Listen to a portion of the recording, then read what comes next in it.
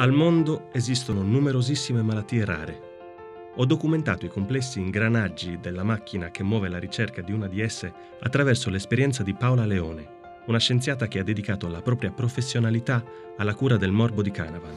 Questo morbo di Canavan è una malattia congenita, neurodegenerativa, i quali sintomi si mostrano durante il primo mese di vita. È gravissima, i bambini non si sviluppano mai, hanno uno sviluppo psicomotorio limitatissimo, nel quale non sviluppano mai alcuna funzione motoria volontaria e cognitiva. La loro aspettativa di vita è dai 3 a 5 anni in uno stato vegetativo.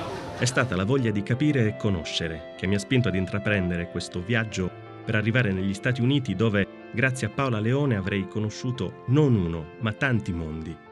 At first I thought she was just always kind of tired, just like a really mellow baby. And I was like, God, I got so lucky she's so mellow.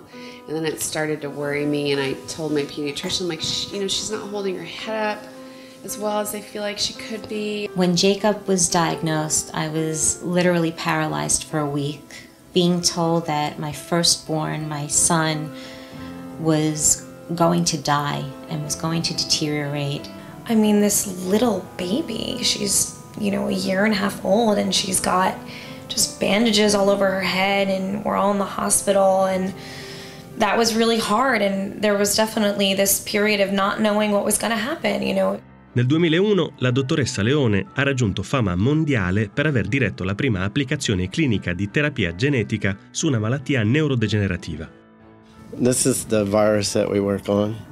This is a replica of it. It's 1 million times the size, and it was generated by a computer that the X-ray crystal structure was formed. So it's the first time I've ever held what I spent my life working on. And so the biggest burden was, could we make something that we would not only be able to be safe, but would you put it in your own kid? And having 2 kids, this was very nerve-wracking in the sense that we weren't just doing research anymore, we were doing stuff that was going to impact other people's lives. And by meeting with different researchers and scientists and going to Washington, D.C. and becoming a voice for this movement, which is what I say, this is a movement for rare diseases and making a difference, because I believe it is the rare diseases that will cure the bigger diseases. Somebody might come in and say, well, she doesn't move, or she doesn't really talk much. She looks the same to me. Pretty much, she's sitting in a wheelchair, so she's pretty much the same, but I think it takes our family to recognize the dramatic changes that were made by gene therapy. I read once, these aren't my words, but someone phrased it in that Canavan disease can take and rob the children from so much, but never of the love of their family and friends. And that is so true.